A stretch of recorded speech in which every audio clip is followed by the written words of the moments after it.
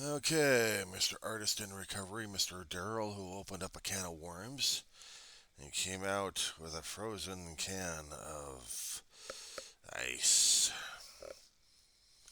5:57 in the morning, West Coast time. It's still 6th of January 2024, and we were talking about our fathers, or our past, basically. I had a biological sperm donor for a hit and run, so I never knew him. But my mother, I did. I did. And she had to deal with a kid who was dealing with issues. She really wasn't dealing with my issues. My brother was trying to help me deal with my issues. He was my protector, my big brother. God rest him. God bless him. Both of them, actually. We were talking about brain tumors and how it was inappropriate for people to insult others in front of them or making snide remarks about how to deal with this. People didn't know or cared about how to deal with issues in front of their kids, especially when they're making these snide remarks. The kids were just plain out mean. I was telling you about the game of Sacco. I was playing this thing back in Canterbury Elementary School back in the 70s. They were just mean. I mean, they were vicious kids. There may have been a few of them I liked, but the rest of them were a pain in the asses. And dealing with people who actually had that kind of issue. See, I didn't know anything about the kids who were mouthing off left and right, whether or not they actually had families or not. We didn't talk about it as much. Well, it's not that I recall anyway. And if they did talk about it, hell, they weren't going to talk to a kid like me. Are you kidding me? Skin color. Wrong one. I was the wrong type of person you talk to because how dare you talk to me? And besides the skin color and the racism going on at that point over here, not to mention he's a kid with a bad ticker and a bad face. And the teachers had to look out for me because they didn't want any liabilities going on. So they had to keep an eye on what was going on. Wait a second here. Well, I gotta give me a damn haircut. Somebody out there actually commented, "You're too fat. You gotta lose weight." Yeah, lose your brain cells, why don't you? How's that grab you? I'll judge you for your damn physical appearance. Don't start on mine. Otherwise, be going into a damn childish routine here. No, artist, I'm not talking about you. There was one guy I had to block. Only because I thought the guy was. That wasn't kind. That was stupid. Talk about discrimination and racism at this point over here. But it doesn't exactly apply when it comes down for a tumor. I mean, yeah, there should have been better um, etiquettes following concerning about how to address the medical situation with the family, even back then. They should have had something about it. It should have had something like good bedside manners. How do you deal with a family who's been dealing with tragedy like that?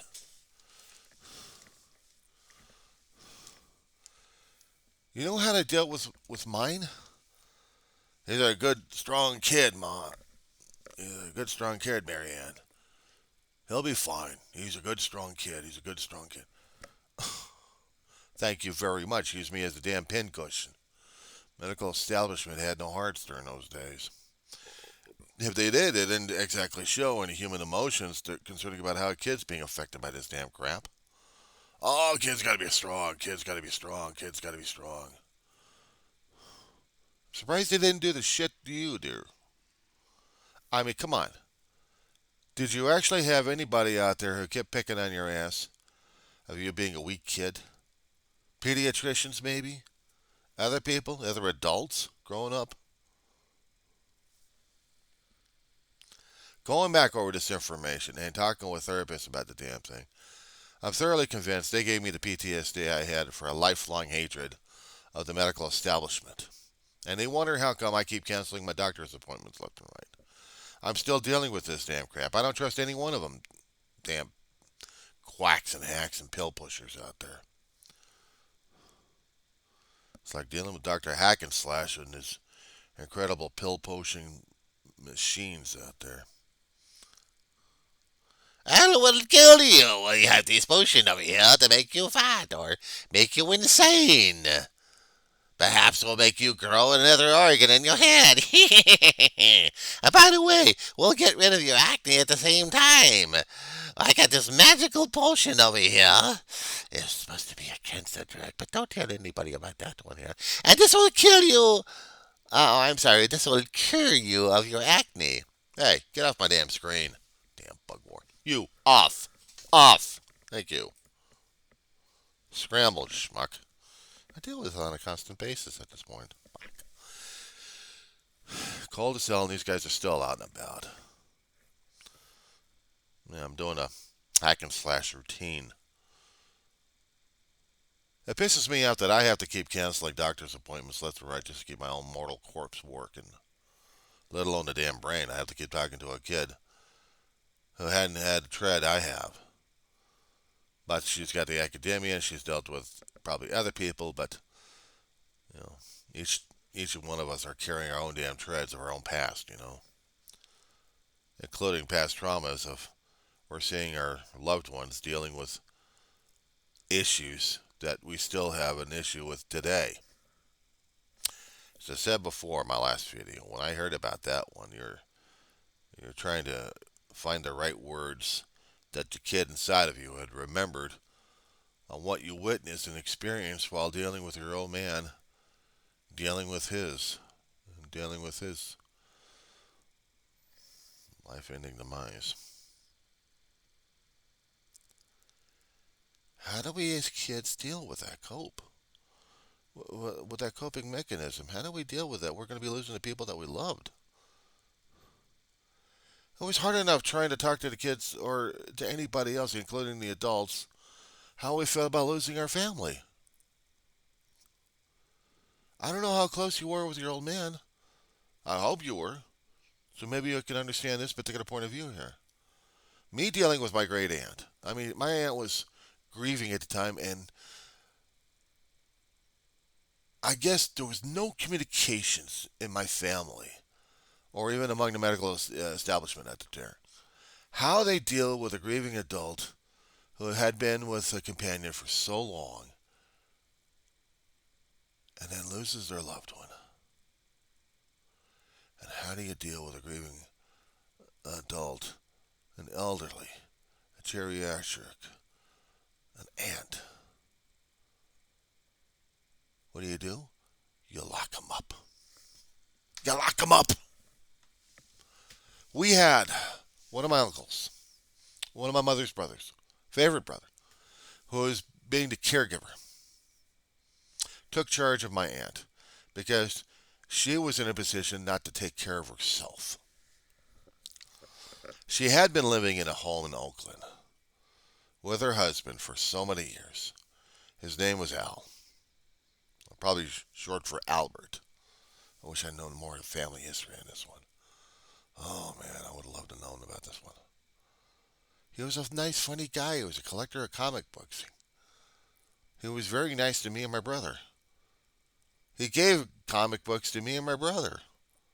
When we did our trip up to Oakland just to see Aunt May, how she was doing.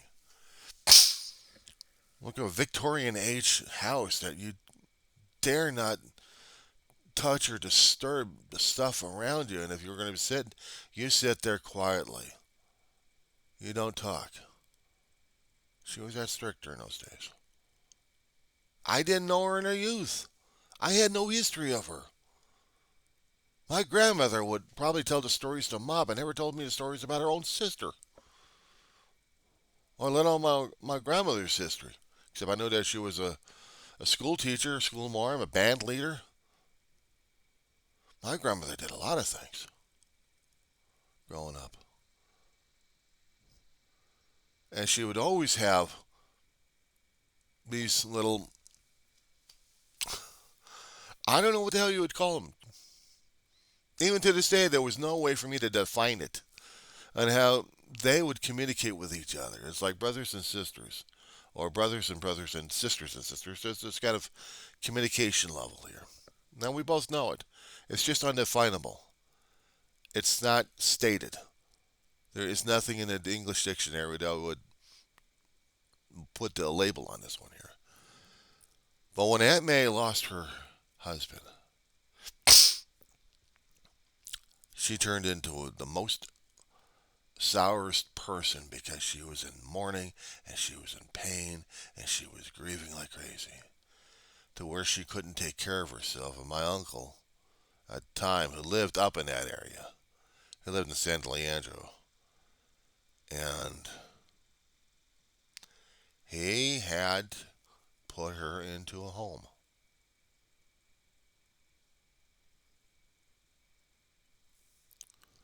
They were supposed to take care of her. They didn't know what else to do. How do you deal with an adult who had that heavy of a grieving heart? These days, we have the problem still. How do you deal with an adult? At least we have people who are paid by the state or paid by taxes or paid by something that would come by and take a look to see how the hell you're doing. At least we would have uh, people coming in doing a health and welfare checkup. I got none of that here these days. Nobody's doing that. But the only way I'm doing is I'm communicating with people. I'm on YouTube, so this is how I'm doing it. A health and welfare check would have been telling people how things were going. But then you would have to demonstrate what kind of functionality you would have. Are you able to get food? Are you able to take care of yourself? Hell, are you able to take care of laundry? Which reminds me, I still got to do that this weekend. I got school coming up. You hear those kind of things coming out of my mouth? But I wouldn't hear those things coming out of my Aunt May's mouth on this one, because she was that drawn up into pain and grief during those days. So balled up, it didn't even. She was non-functional. How is a kid supposed to understand any of this? And that she was probably willing herself to be with her beloved in the afterlife. And didn't care about facing death. I faced death and I was scared of it. I've been through it. Wasn't fun as a kid. So yeah, different perspective on this one here. And I was afraid of losing my aunt. She was the meanest. Oh God, she was mean. We had her living with us. My mother and her brother fought. Eventually, she convinced her brother to relinquish control and guardianship to my mother.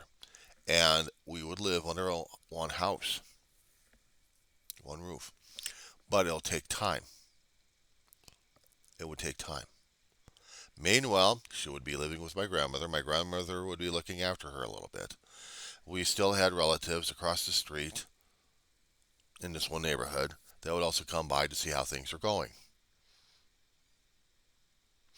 Ma was heartbroken when she saw Aunt May in that destitute situation. She had told me and my brother when we had lost our grandmother years after that she never wanted to die in a nursing home. We almost came damn close to putting her into one. But her mortal body gave out and she was released. To this day, still kicks my ass.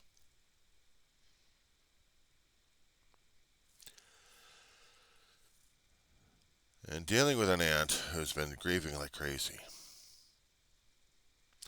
At times she could be animated, but the rest of the time she was just so damn heartbroken it wasn't even funny. And when she finally, along with Grandma, moved in with us in this place called Arleta.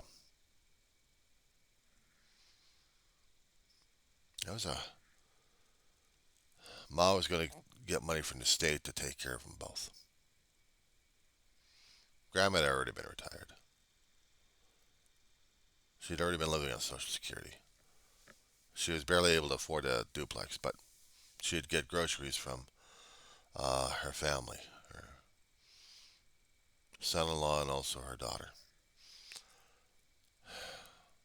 Irene Staffis. It used to be a different name. I think it was Irene Cameron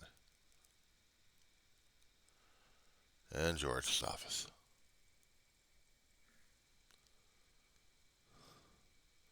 He was Greek. He was Greek relations,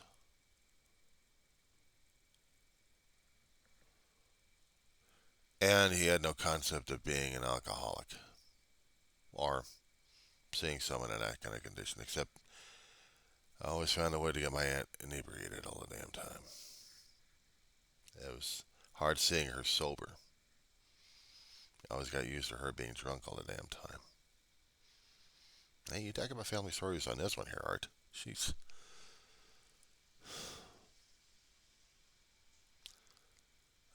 different things happening in my family all over. But how do you deal with an aunt who had a grieving heart, dude? There was no cure for that one except the final option. And that was hard as hell to deal with. Even for me as a kid. I cared a great deal about her. I had a lot of love for her. I didn't realize it. I climbed up on her lap one time and grabbed her by her sour cheeks. I said the story a few times, didn't I, in my other videos? I don't care how mean you are. I'll always love you. And she turned out to be my best friend.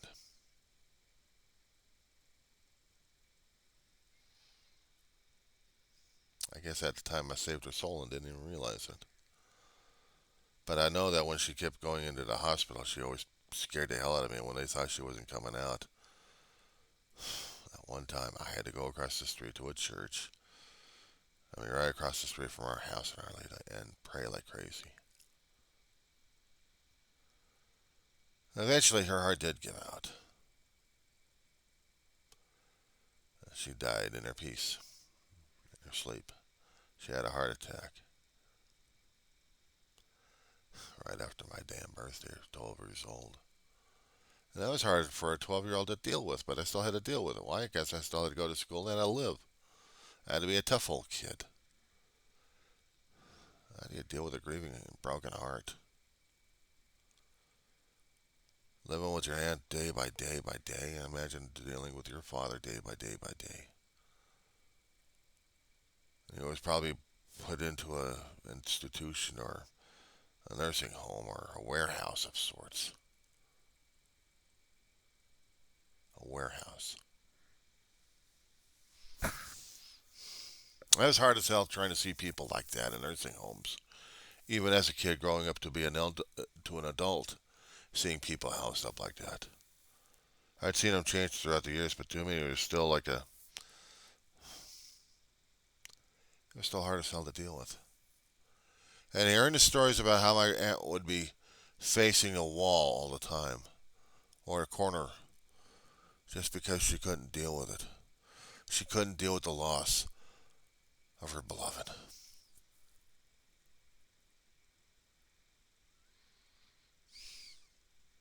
I still have the image in my head.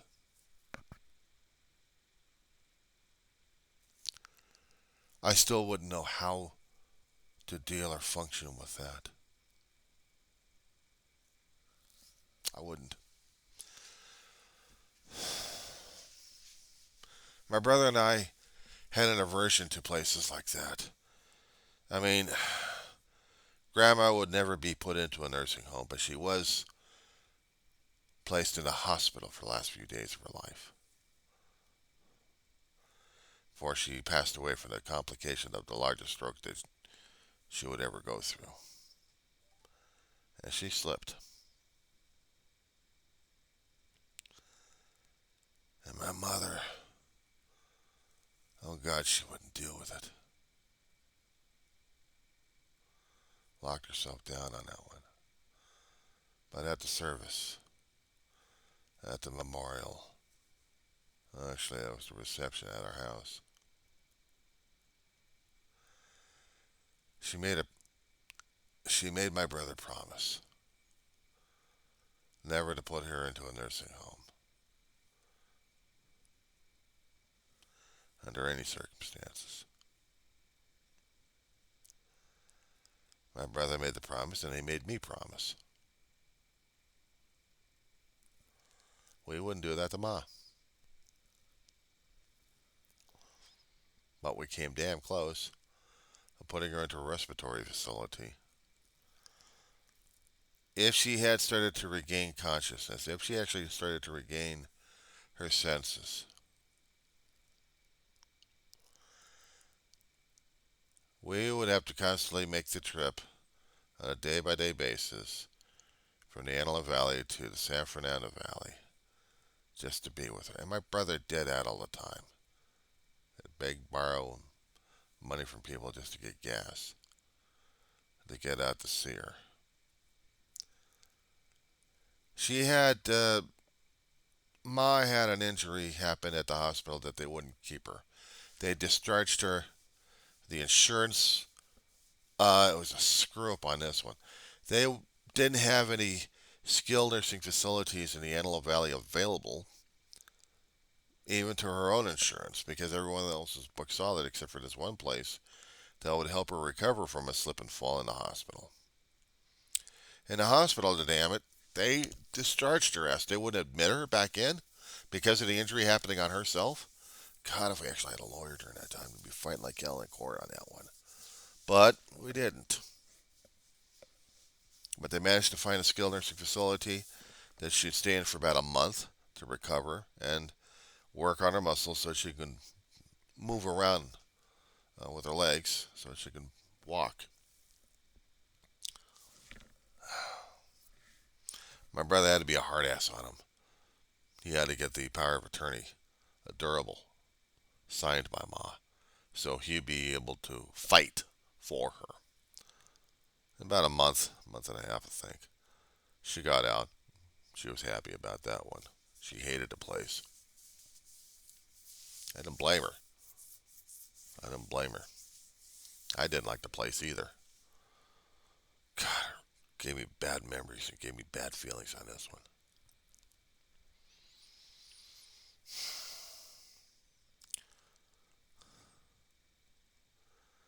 I never did like the concept of it either. Even when David was going to be going in and out. I mean, I tried to make this place livable as possible when he was alive. I had to make sure that he was fed, he was dressed, the clothing were washed. He'd be able to take a shower if he needed to. I had to be his caregiver. His de facto caregiver. No power of attorney. His little brother watching over his big brother. That was my job. That was my job.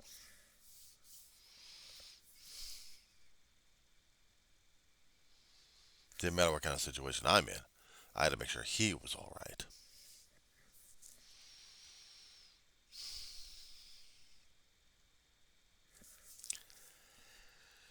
I don't know what it had been like regarding you and your father. I don't know, Daryl. Maybe there would have been caregiving status happening in your family to take care of the old man at home regarding what he was going through.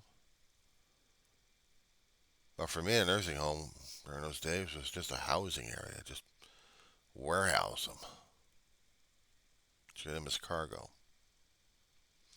So I didn't have any good feelings about the places either. Neither had my brother.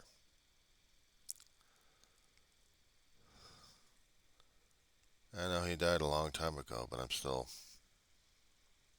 sad about your loss.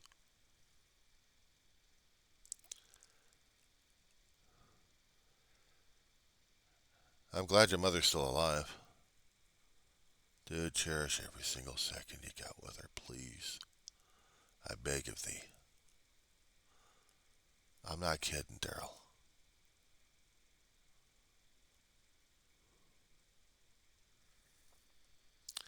Every moment that you can.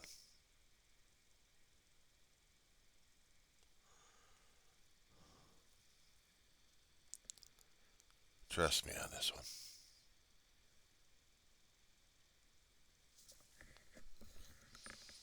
It's hard as hell to deal with family passing. You got your emotional moleskin on,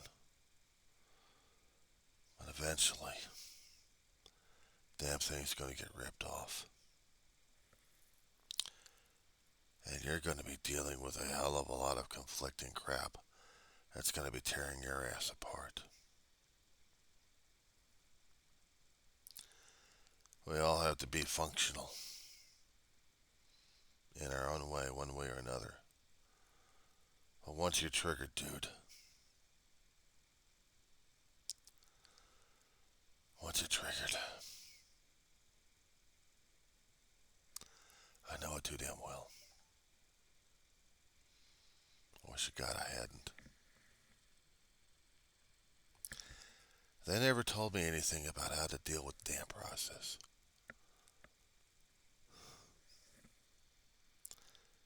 These damn TV doctors don't know their ass from a hot rock. You have to talk to the survivors how to deal with that shit.